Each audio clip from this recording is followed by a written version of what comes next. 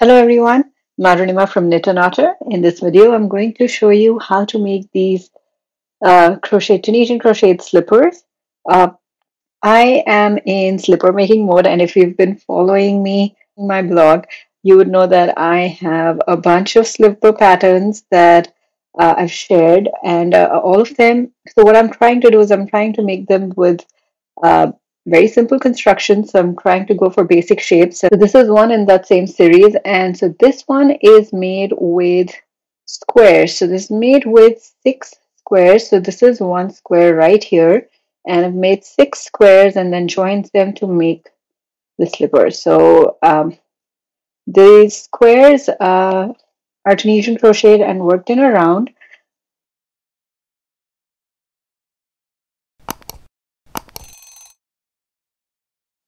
And this is a size 8 slipper. So this video will be about making this in size 8. There'll be more size options available and a written pattern available on my blog. So please feel free to check that out.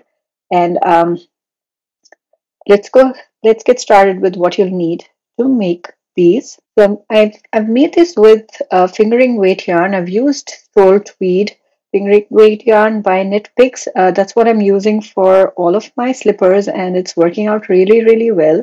It's nice and warm, and it's not too stretchy, which is great because that's what you want for slippers. They don't slip off your feet, and they're not too big. So this is so the colors that I've used for this are indigo heather, forest heather, persimmon heather, and down heather.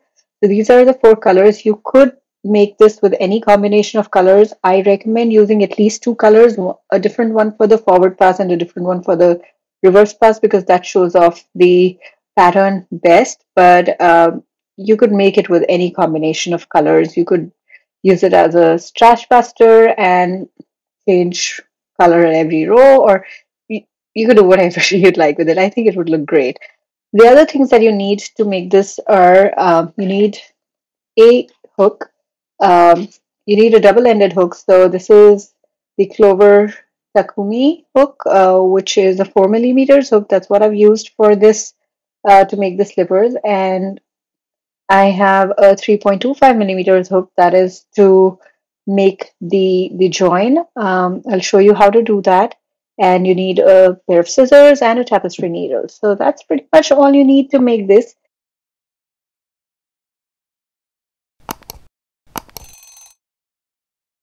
Let's talk about the construction of these slippers. So I briefly talked about it in the beginning, but to make these slippers, you need to make 6 squares. This is the first one, and there's 2 on the side, and then 2 at the bottom, and 1 at the back. So a total of 6 squares, and they're just joined together to make this slipper.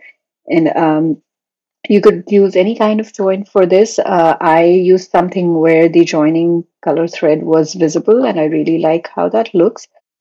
And then I decided to give it a border so that this color thread would stand out even at this part. And the other thing I wanted to point out was in these squares, I've used one color that is this light color, which is the down heather. This one, so I've used this color as the color for the reverse pass. So that's a constant, and I've changed the color at the forward pass after a few rows, and I'm going to show you how to do that.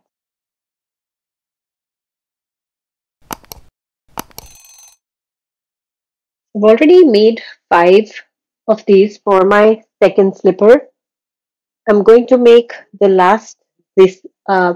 I made 2 of each with different color changes, and I'm going to write that down in the pattern. But here I started with the indigo heather in the center, and then I went down. Then I used the persimmon heather, and then the forest heather, and I switched up the order here and switched again here. So for the for this tutorial, I'm going to make another one of this because I made 2 of each, and so you need a total of 6. I'm going to make my 6th square right now.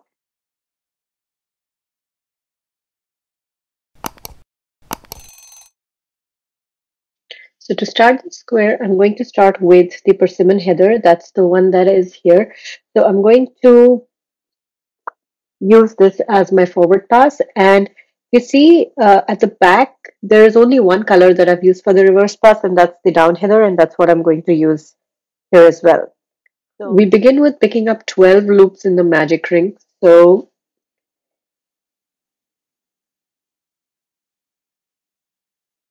here,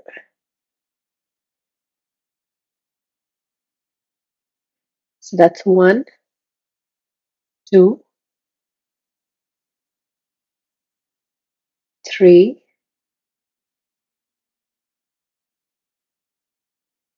4, 5, 11, and 12. So that's 12 loops on the hook. And to make the reverse pass, so I'm going to now use the down heather color, and I'm going to move these loops to the other side and work my reverse pass in the opposite direction. So here, just pick this up and then yarn over, pull through 1, and yarn over, pull through 2. I do this until I have about 3 loops remaining on the hook, and I'll show you how.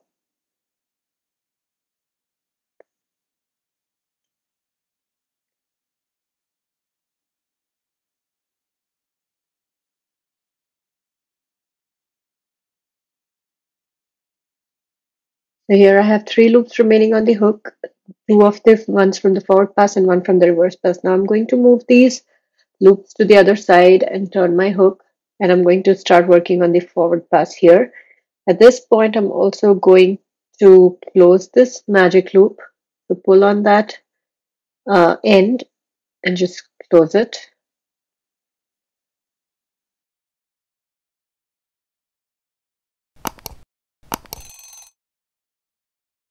After completing the reverse pass, I'm now going to make the forward pass of the next round, which is round 2. And it starts with a twisted simple stitch and a twisted mid stitch in the same stitch from the previous round. So it is important here to know uh, the different parts of your stitches. So for this was the loop that we picked up first in the magic loop, and this is the front vertical bar, and there is a back vertical bar right here. So it's important to know these because they'll be used while making these stitches. It's important to know them to figure out where to make your twisted simple stitch and twisted knit stitch. So the first one is a twisted simple stitch. So I'm going to, and it's twisted upwards. So I'm going to insert my hook here. Make sure that this yarn is in the back, and then yarn over, pull through. And then for the next one, which is a twisted knit stitch, I need to insert my hook in between the 2 vertical bars. So there's this one, that was the front vertical bar, and then there's this one, which is the back vertical bar right here. It's hard to see in this video, but if you turn your project here, you can see that the back vertical bar will be there, right there, and you can find it from the front. A little bit of light helps, so I can clearly see here. I hope you can see it too. So this is my front vertical bar, which is on this side now because of the twisted stitch, and there's that back vertical bar. So I'm going to insert my hook in between those 2 and then yarn over, pull through, and that makes a twisted knit stitch. I'm going to use a stitch marker and place it on the first stitch of this round, which was the twisted simple stitch. I do this because it is easier to keep track of my stitches this way, of my rounds. Otherwise, I can get lost. So I always like to have a stitch marker to mark that first stitch of a round. So after this, the next stitch is a simple stitch, and then there is a knit stitch and a simple stitch in the same. So Here again, I'm going to make a knit stitch by inserting my hook in between the two vertical bars, and then a simple stitch in that same stitch, so just the front vertical bar. So that completes one edge. This was the beginning of the next corner. So I'm going to turn around and make the reverse pass. So yarn over, pull through 2 until I have 3 loops on the hook, and then turn around and go back. So I like to work one edge at a time, and that's what I'm going to do. So this is now doing the same thing again, which is making a twisted simple stitch, and then a simple stitch, a twisted knit stitch. So twisted simple stitch, twisted knit stitch, and then a simple stitch, and then a simple and knit and simple in the same stitch. So that's edge number 2. So there's one more thing that you can do. You can add more stitch markers to mark your corners. So I like to mark my other corners with a different stitch marker just to identify where the beginning of my row is or round is. If I use the same colored stitch markers, I sometimes forget which edge I'm making, and it's just easier to have this. In this video, I'm not going to use the stitch marker, but you can put it in that first twisted simple stitch for each edge, and that will help you keep track of the corners if you're having trouble making this in the beginning. So that completes that edge here, and I'm going to turn and make the reverse pass.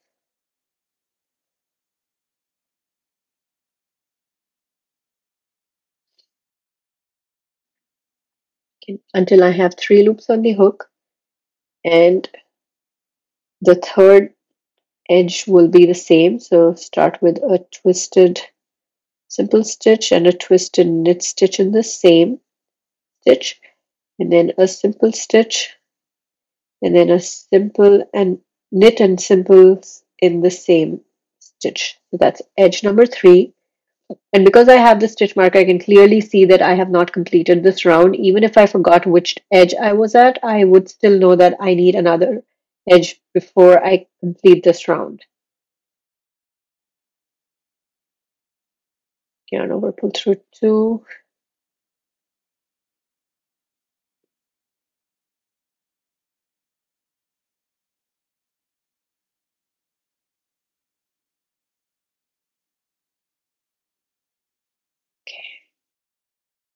And then the last edge for this round. So there's a twisted simple stitch, twisted knit stitch, simple stitch, knit stitch, and simple stitch in the same. That brings me to the end of this round. You can see that from here at the first from the previous round. I'm going to complete the reverse pass now.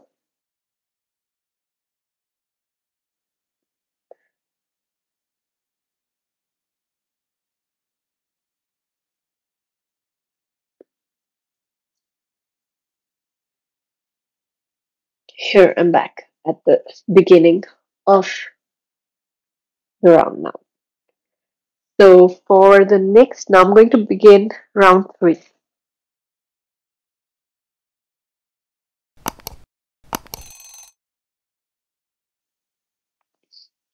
To begin round 3, I'm going to remove the stitch marker now, and I'm going to work in this stitch. I'm going to make a twisted simple stitch, twisted upwards. So cut this loop and twist it upwards, yarn over, pull through, and a twisted knit stitch. So that happens here.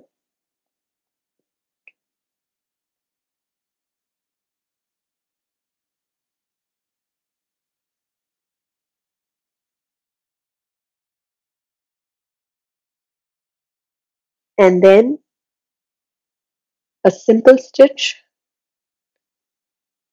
a purl stitch,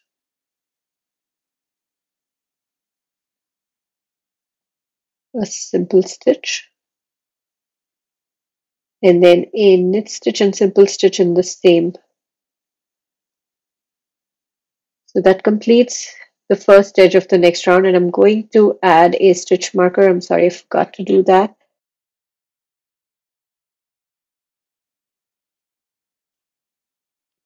So I know that that was the one because I had 3 loops remaining on my hook when I completed the reverse pass. So that's 3 loops, and the fourth one was the one that I made first. So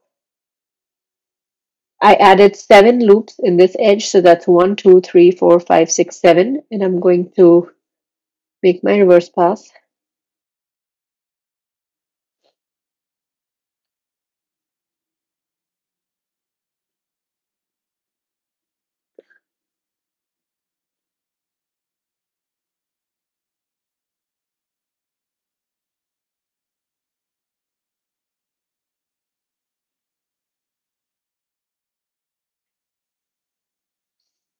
Making the second edge now the same way. Twisted simple stitch, twisted knit stitch, and then simple purl and simple, and then knit stitch, simple stitch in the same, and reverse pass.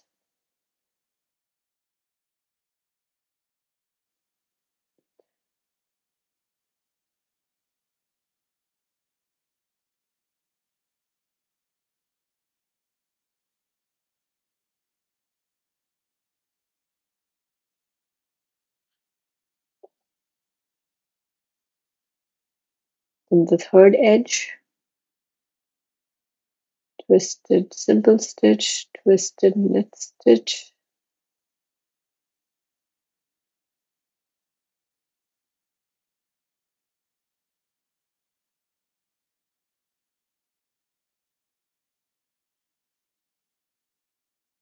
and then simple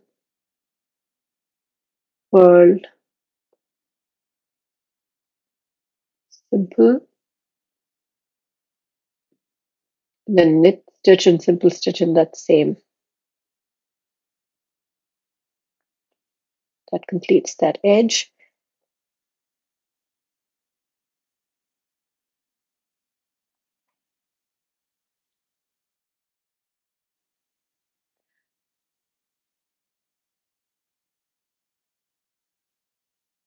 And the last edge. That's twisted simple, twisted upwards, twisted knit, simple,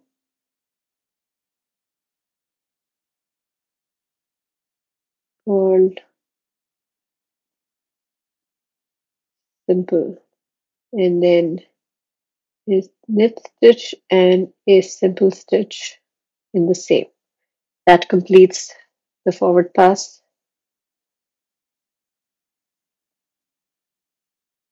And yeah, pull through 2.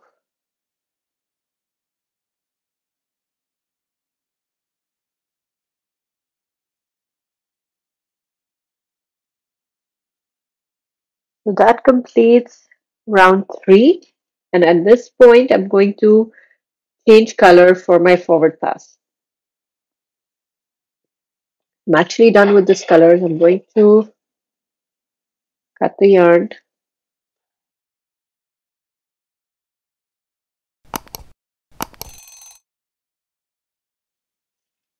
And so the next color that I had used was the green. So that's the forest heather. Now I'm going to begin round 4. Going to remove the stitch marker, and this is very similar to the previous round, only that I'm going to attach a new color here for the forward pass. So I'm going to make a twisted simple stitch in this next stitch. Here, insert hook like this, twist upwards, and then yarn over, pull through. This is the new color. And then I'm going to make a twisted knit stitch in that same stitch right here. And I'm not going to add a stitch marker at this point because the color change marks the beginning of this round. Uh, so the next is a simple stitch, purl stitch, simple, purl, simple. And here we are at the corner, so you can see this sort of a rib stitch pattern forming at the corner. So you insert knitwise a knit stitch and a simple stitch in that same stitch. So this adds to 4, 6, 8, 9 stitches per edge uh, in this round. The reverse pass remains the same because I'm not changing color in the reverse pass. I'm just going to yarn over, pull through 2, keep going until I have 3 loops on the hook.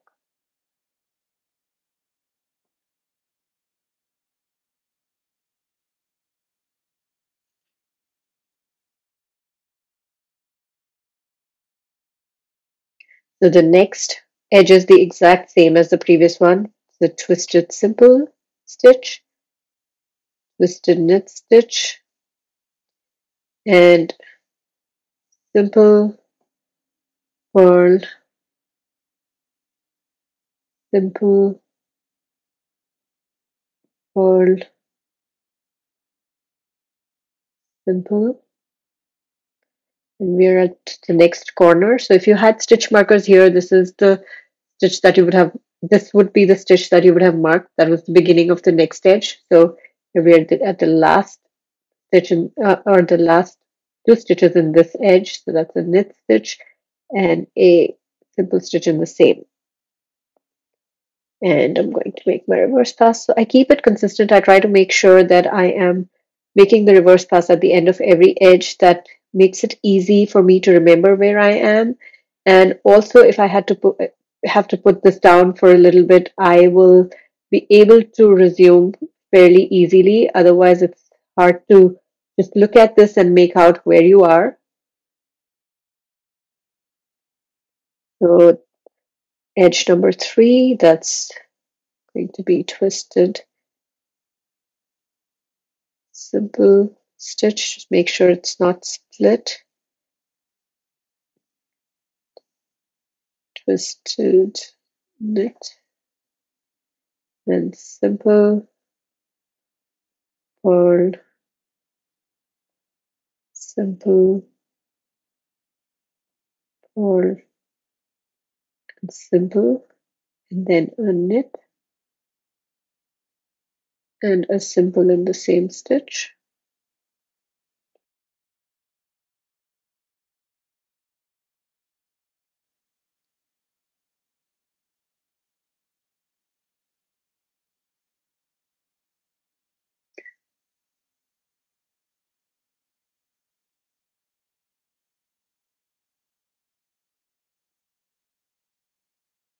And then the last edge of this round, that's twisted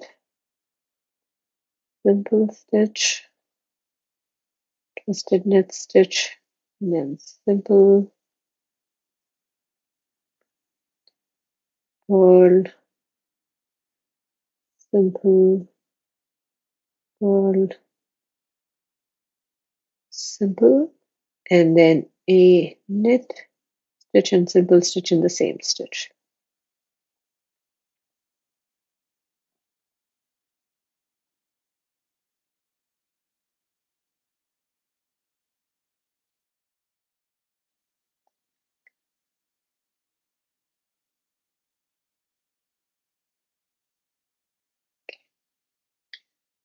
So that's how it is after round 4. Rounds 5 and 6 are going to be made with the same forward pass color.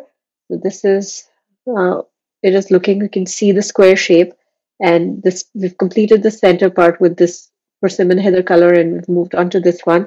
So basically you're making the honeycomb stitch in a working a square in a round. I'm going to make the next 3 rounds in the exact same way as we just made these. So just keep going. And so you can follow the pattern. It's the exact same thing where you make the corners the way I showed you, and then you continue making the honeycomb stitches here in the four edges. Here is how it's looking after round six. So I've made 6 rounds, three with this color, it's a forward pass, and three with this one. And if you lose track of where you are, it's easy to see by counting these corner stitches here. So you can see 1, 2, 3 of the orange or persimmon heather, and 1, 2, 3 of the green or the forest heather. And it's it's now easy to see the honeycomb pattern shaping up on the sides. Uh, I am not using a stitch marker anymore because the part where the corner where I have my color changes, and it's easy to know by even just looking at it or by seeing where my ends are that I've not weaved in. That's where the beginning corner is, so I don't need a stitch marker anymore. But if you were marking the corners, then you would still need them. But if you see that all the corners have this beautiful rib stitch. Now I'm going to continue working with the next color, which is this one. It's indigo heather, and I'm going to do the same thing where I'm going to begin by working my first stitch into this next stitch over here, making a twisted simple stitch, and over pull through, and then a twisted knit stitch. And that's how I'm going to begin my round, and I'm going to continue making 2 more rounds, and I'll show you how to uh, bind off at the end. I'm just completing the reverse pass, and I have 3 loops on the hook here, and this is the end of the 8th row. So 3 rows with this the persimmon heather color, the 3 rows with forest heather, and 2 rows with indigo heather.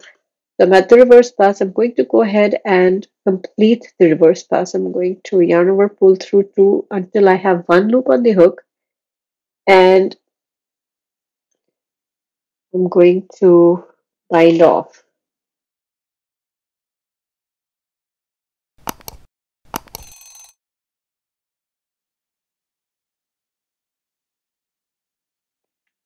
So now I'm going to work with only this color. I'm going to cut this yarn. I'm going to bind off with this color. So to bind off, I'm going to have 17 stitches per edge, and we're going to do a slip stitch bind off. So I'm going to pick up this next stitch, make a twisted simple stitch, yarn over, pull through, and I'm going to work with this loop now. I'm going to make a simple stitch, yarn over, pull through, and slip. So I'm always going to have this 1 loop on the hook, and then purl, slip, simple, slip, purl, slip, all the way till the end.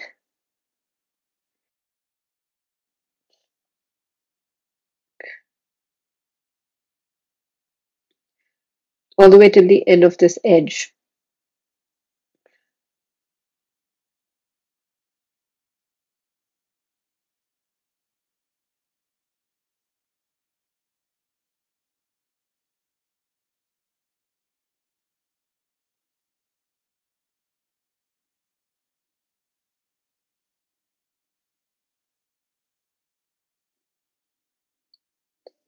That was 16 stitches, and here the 17th one, instead of making that knit stitch, I'm going to only make a simple stitch here.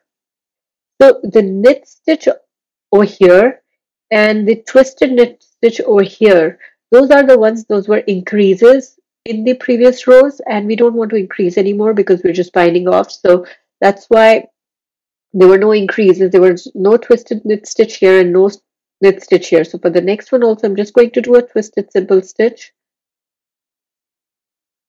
and no twisted knit stitch. So I'm going to just continue with the pattern, that's simple stitch, purl stitch, just making sure there are no no increases and keep going until the end of this edge. And so I'm going to do this for all four edges. So there will be a total of 17 stitches on each edge. And if you can maintain the same number of stitches on each edge for all your squares, then it'll be easier for you to join them eventually. Here I am. I'm making this last simple stitch. And then instead of making a knit stitch and a simple stitch in this corner, I'm just going to make a simple stitch. I'll do that for the other two edges also and show you how it looks. This is how it's looking after completing 8 rows and the bind off row. I'm at this point where I've made that uh, last knit stitch. Last simple stitch. I'm going to cut the yarn now, and I'm going to do an invisible join. So here I am, and this was that stitch that we made, and this is the second one. So this is the first one on the bind off row, and this is the second one. So I'm going to do an invisible join here. It's a little hard to see because this is a dark color, but there are I don't have a video for the invisible join. There are a bunch of videos online on YouTube that you could find, and that's how it's looking. So that completes the square. I'm just going to go ahead and weave in all ends, and then I'm going to come back and show you how to join these to make the slipper.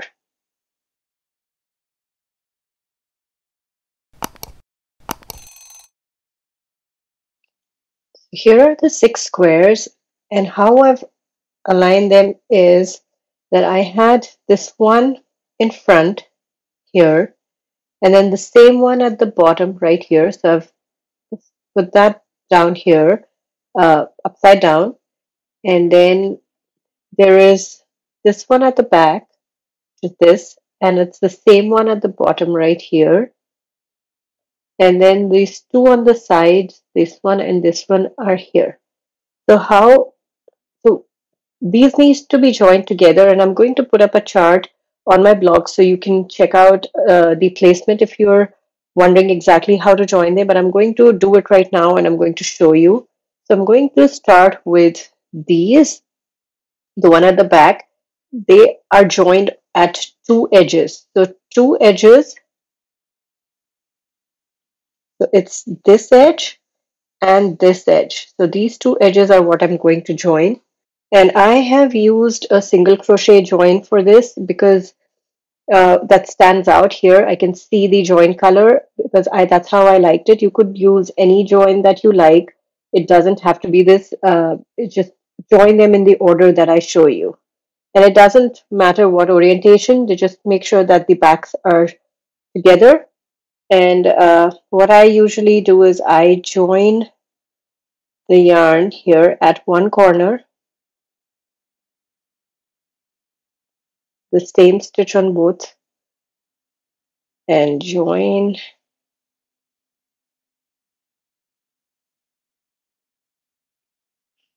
and just start making single crochet stitches.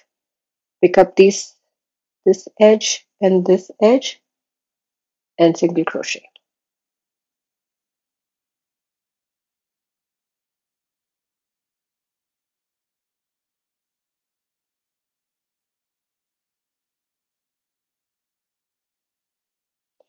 And the next one, if you have the same number of edge stitches on all your squares, uh, this will be fairly straightforward because the number of stitches will match exactly and you won't have to make any adjustments. If you do not have them the same, then you could increase or decrease or skip stitches based on where you have extras.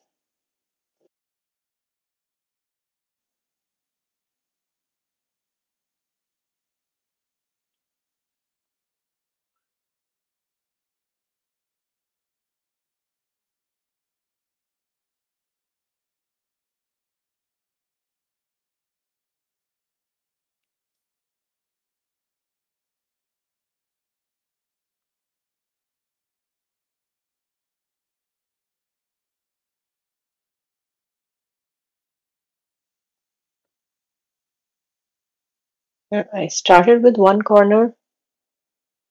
I'm at the second corner, and then I'm going to go around.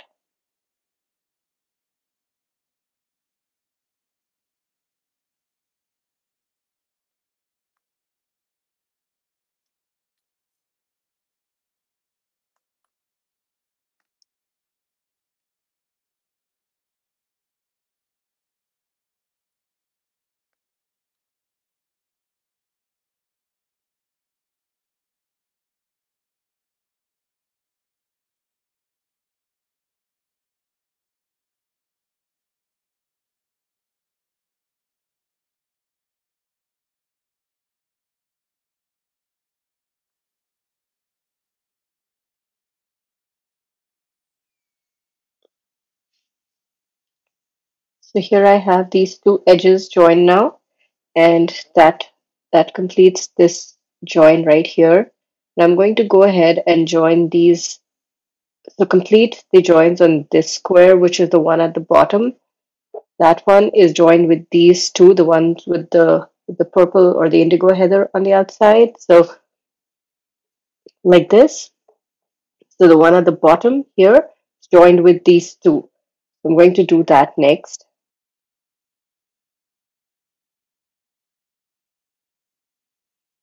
Here, join one here and one on this side. So this one goes here and that one goes there. Just continue working here.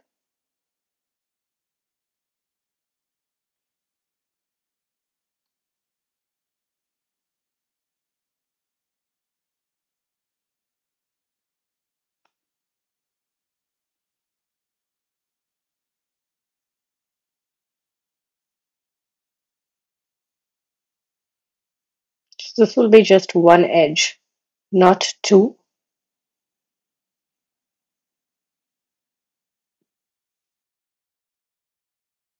And here, this is the last one here. So here is this is the bottom. We just join this one, and then I'm going to join this one right here.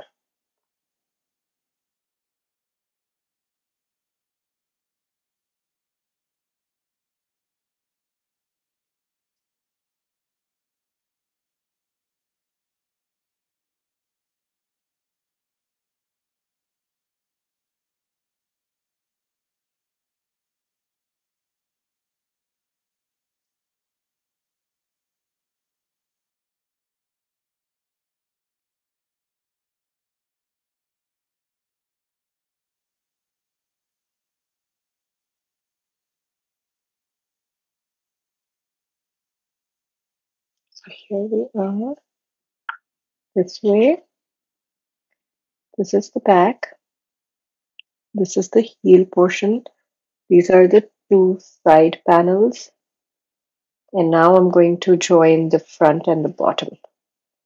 So I'm going to do the exact same thing as I did here with these. I'm going to join these two on two edges, and then I'm going to join one of these here and one of these here.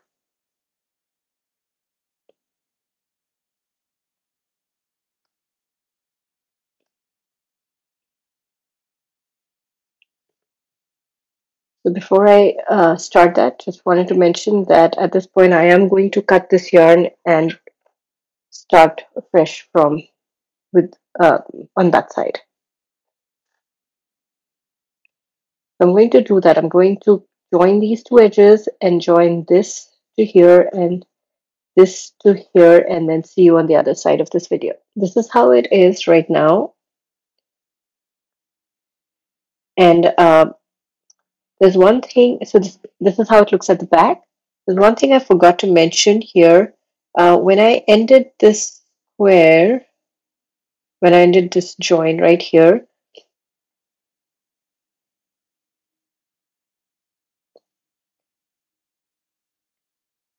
after I completed the single crochet, there was this space here in between this join and this join. So I just made a slip stitch to complete that. Otherwise, there would be that little space over there. And if you find that space anywhere when you're joining these squares, just make sure that you close the gap It doesn't have to be exact. It just looks better if there are no gaps. So like over here, I think I went into the same spot twice just to make sure that this was nice and even. So just by visual inspection, you can figure out if you need to go in the same space twice or if you need to do something different. You will need to make a join. If you don't care about that, that's completely fine too. I just wanted to show you what I did. So we're here now. All the pieces are joined. The only part that's remaining is this join here. So here like this. So I'm going to join. I'm going to, so this is how it was. Actually, it was like this when I started. So I did this part first, join here, and then these two, and then I joined this, and then I joined these two. And now I'm going to fold these here and join this right here and this right here. So I don't have to cut the yarn. I can just join these like this.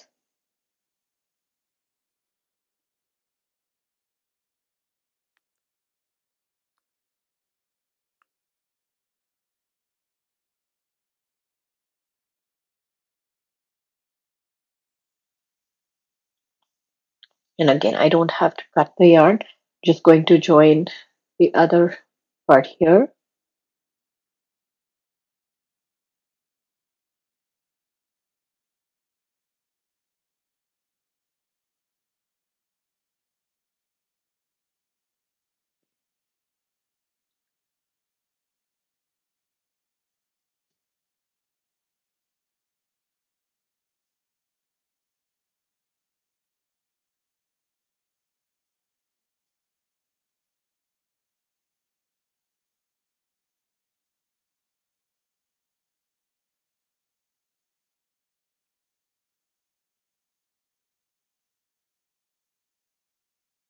And now I'm here.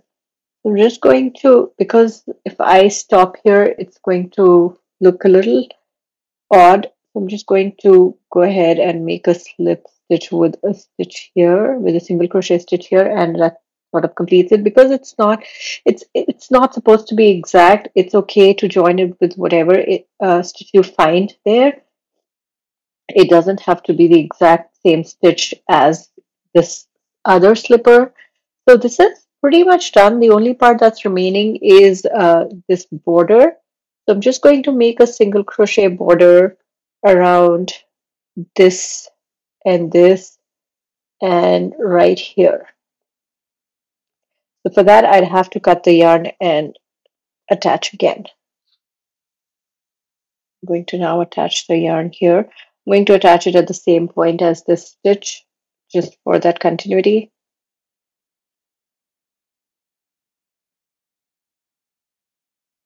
And single crochet around.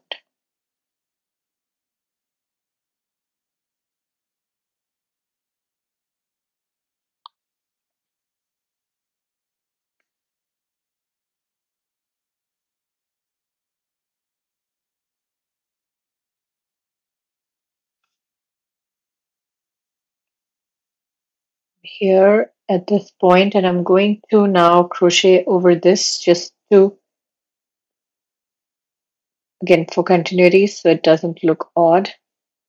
Here if you see there's this single crochet stitch here, so that's what I did, and then I'm going to go around. I'm going to do one here at this corner, and then I'm going to do a slip stitch join with that first single crochet that where we started from, and that's it. I'm going to cut the yarn. I'm going to weave in ends, and I'm going to put it on a foot and show you how it looks. This is how they look after weaving in all ends. And I am from India, and these are so, these remind me of these slippers that we get in India. They remind me of home. So I think they look great. I think the colors worked out really well together. And you could make them in multiple colors. You could make them in a single color. I definitely recommend making using at least two colors, one for the forward pass and one for the reverse pass, but it's completely up to you. There's one last thing I'd like to mention, and that is that if they turn out to be a little loose for you, it is possible to tighten them a bit by uh, sewing this part. So this and this here, you could join them and sew them a little. You could go all the way until like wherever is comfortable for you. Uh, that will help making them a snug fit if that's what you're looking for. If they keep slipping off your feet, then you could definitely do that. Mine worked out great just like this, but it's better for them to be bigger than smaller, because if they're bigger, you can try to fix them, or you can sew them here, you can seam them here, so they will be a little snug. But if they're tight, then there's hardly anything that you can do about it. So just make sure that if you're making them and if you're in between sizes, or if it's working out a little bit big, that's fine. You can always seam this portion here and this portion here equally. So when you do that, this part becomes a little more tight and you should be able to wear it. So that's pretty much it for these slippers. If you like this video, please like and subscribe to my channel. I have a bunch of other tutorials, slipper tutorials and other Tunisian crochet patterns on my YouTube channel, so feel free to check them out. And I also have a bunch of patterns on my blog. I'll leave a link to everything in the description below. Thank you for watching. Bye bye.